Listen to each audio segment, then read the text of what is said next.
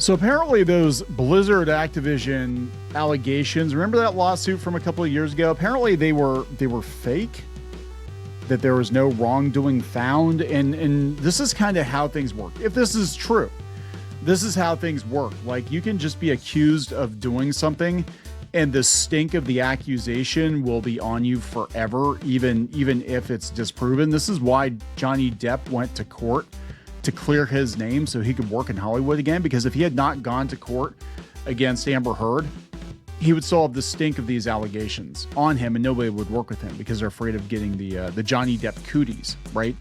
This is what happened with John Lasseter at Pixar. I know I talked about him a lot, but there really hasn't been anything concrete found that he did. I mean, he might have been a little touchy-feely with people, but like, Disney let him ride out his contract. Vic Mignogna is still dealing with this stuff. As of like this month, he was at a convention, and I believe it was the voice actor of Alphonse who wouldn't appear with him.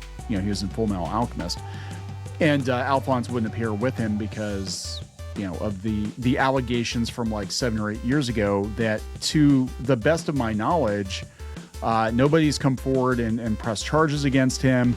The court case, I know a lot of people talk about like, well, he went to court and they threw it out or whatever. Yeah, the judge didn't know what the hell was going on. Basically, he just kind of threw it out, and that was it from what I understand. Then he had to pay the Monica Rial and what's her face money for that. But the stink of those allegations are still following him around to this very day. And so anytime anybody mentions Activision Blizzard, then all of a sudden it's like, well, don't you know they were just like raping people in the milking room or whatever the hell it was, where they have like a milking room or something, a Cosby room. I'm sorry, same thing. So we're gonna talk about that. Then we're gonna talk about Asmongold, I guess, blowing this thing up. This is actually a tweet, and he's saying that gamers are more discriminated against than gay people or trans people. The media really hates gamers. They do. It's so weird. I mean, it really feels like the satanic panic all over again. And I'm old enough to have lived through that. I'm older than Asmongold. I remember that very, very well. Where if you were a metalhead, or you played Dungeons and Dragons, or you were into comic books or anything like that, the media just had a field day. Like, well, it's going to turn our children on to Satan. And now it's like, it's going to turn the kids on to Alex Jones. You know, it's wild. So let's talk about this. Let's take a look at what this guy has to say. It's Bumbadum. It sounds like Dan. And he's got this. Before we get into it any further, please subscribe for more pop culture news, views, and rants, guys. Check out the audio version of Clownfish TV. It's out there, iTunes, iHeartRadio, Amazon Music, wherever you listen to podcasts. Look for Clownfish TV podcast. So, all right. So this guy is an anti-fat nationalist. Oh boy. Okay. So that's going to get him in trouble. So here's the thing too. A lot of times, you know, and I've learned this over the last few years, especially, it's not what you say. You can say the most truthful thing ever, but it's who you are and whether or not you've been vetted by the media, whether or not you have the correct opinion. And they'll probably dismiss this guy just out of hand because of his bio. But let's see what he says. Okay, this is Bumbadum.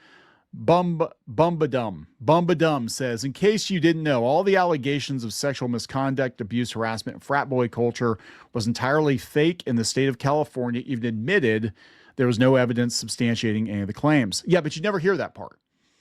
Again, you never hear that part. Like, you never hear, all you hear is like, oh, they sued this person for this thing. Very seldom do you hear about the result of the lawsuit or that they settled, or, you know what I'm saying? You don't hear about that. You hear about, well, this person was accused of this thing and they went to court. And, well, they must be bad because they went to court. They put him in the paddy wagon. They hauled him off to the judge. And it's just like the movies where the judge sits there with the wig and points at him and shouts him down. That means they're a bad person. He said the truth is a lot more complicated than that. Some of these accusations were so bizarre and insane. They included theft and consumption of breast milk during work hours. I was right. They had a milking room. A grape room named after Bill Cosby. Oh boy, the Puddin' Pop. It's like, oh my God, they took Susan into the pudding pop room. Sexual harassment to the point of an employee ending her own life. Holy hell. Those are pretty steep allegations. And honestly, if they're not true, then I think the people, alleging these things should have to face some legal repercussion too. All these claims are essentially a theater performance or the fact that only 1 in 5 Blizzard employees were women. As a result, Blizzard agreed to pay roughly $18 million in fines and set up HR hiring practices that would discriminate against white men. And how's that working out for all these companies? Because they're all laying people off in droves. Massive amounts of layoffs in the video game industry. How is that working out for you? I'm just saying. Internal messages between California Civil Rights Division officials show that the entire thing was a ploy to send a message to the industry to literally ruin video games. It was so fucking fake that Brack and Kotick literally paid their own employees to stage a walkout. What? After Blizzard capitulated and announced it would discriminate in its hiring, the state walked back a $1 billion lawsuit to a $55 million settlement and announced that the allegations were false. Well, I don't recall the video game media saying shit about that. The last I heard, everybody at Activision Blizzard were rapists, or Blizzard Activision, whatever the hell. I don't know which order it's in. Whoever ate the other person, and not in the Cosby room, not in that way. So this is, where is this coming from? He's got a link to it here. This is coming from California's Civil Rights Mafia. Okay. By 2021, Kish had perfected the shakedown model and picked a new target. Blizzard, Activision Blizzard, the video game giant that owns titles like World of Warcraft and Call of Duty. Yeah, the people they hired instead think that World of Warcraft is problematic. They think the title Warcraft is problematic. The CRD sued the company, alleging, among other things, that it had discriminated against female employees and cultivated a frat boy culture, according to a criminal referral that we obtained, which was filed by a group tied to former Activision CEO Robert Kotick, who is now apparently in the running to be a bigwig at Paramount Warner Brothers, so I'm sure that's going to piss people off. The pretext for the department's action was an earlier federal complaint, which concluded that charging Activision would send a message to the industry as a whole. The original class action suit included just 10 of Activision's more than 9,000 employees. The complaint claimed, among other things, that only about 20% of the company's employees were female, and some of its employees riffed about their sexual encounters, and the female employee had committed suicide, potentially in connection with a relationship with a supervisor. Activision initially tried to placate the CRD. Kotick reportedly pledged to add resources to ensure that Activision Blizzard's hiring practice are more diverse.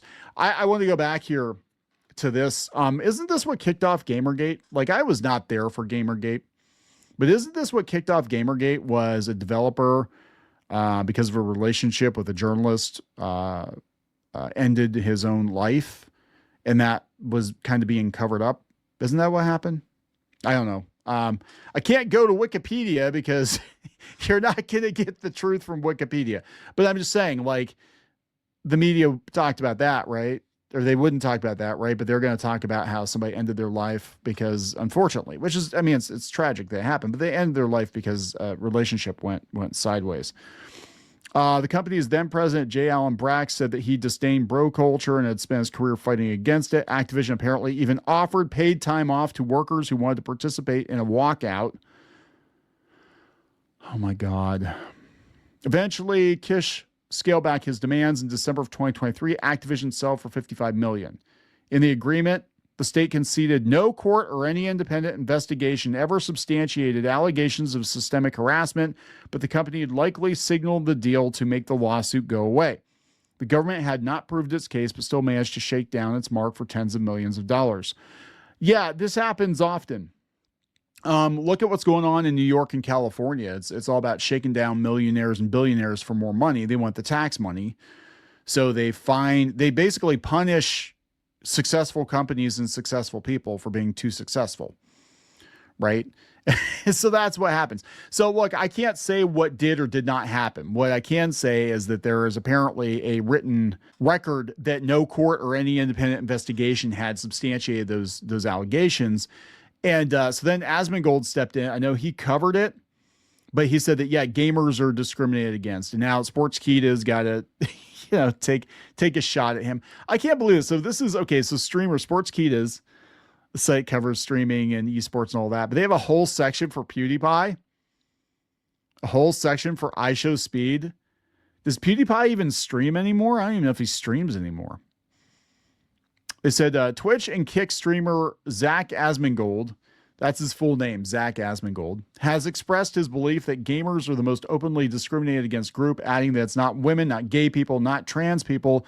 On August 3rd, a 1 minute, 56-second video from Asmongold's recent Just Chatting live stream went viral, and he was reacting to this thing. And, we covered that. And then Asmongold said, wow, how about that? That's crazy. I don't even know what to say. Do you remember, somebody in the chat said this? Do you remember when I said that gamers are the most oppressed group in society? It's not women. It's certainly not women. It's not gay people. It's not trans people. It's not disabled people.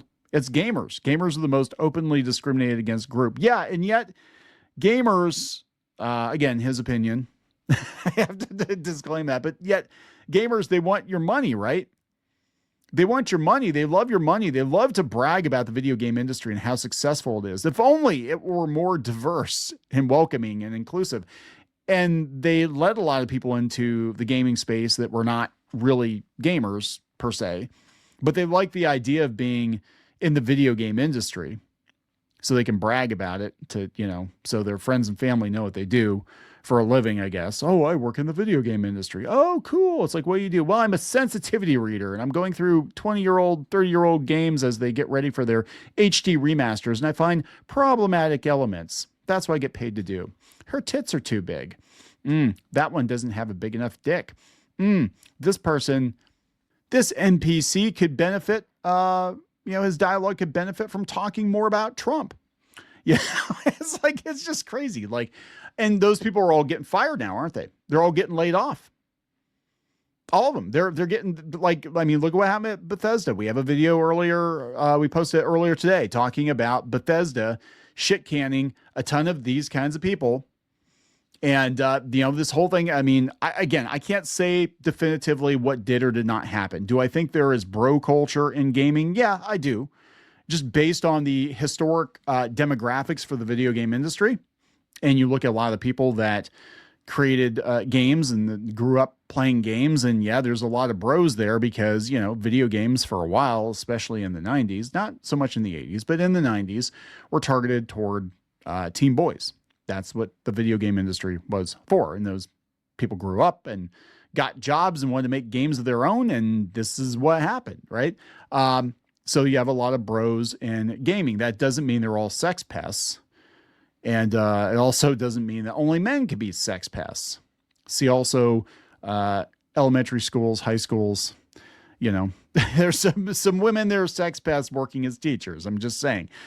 But yeah, they really have a love-hate thing with gamers. And what it's about is the video game industry is, again, this is my opinion, the video game industry is worth billions of dollars. They wanted in on that. They couldn't get in on merit, so they tried to game the system, no pun intended, and put people in that would rehabilitate the video game industry. Basically, we get to control the video game industry now because it's gotten too big. It used to be kind of more of a niche thing, and it was still big. Gaming was still big, but it wasn't like it is now, where it's like damn near another Hollywood. It's actually bigger than Hollywood in a lot of ways. I think. But so they put all these people in. These games crashed and burned. They spent $200-300 million on some bullshit with a bunch of whiners working on them, and it's not sustainable, and gamers reject it. Now it's the gamers' fault. If only gamers bought our shitty games, we wouldn't have to get laid off. Asmongold says gamers are having their spaces colonized. After Asmongold described gamers as the most oppressed group in society, the Austin, Texas-based personality claimed their space was being colonized.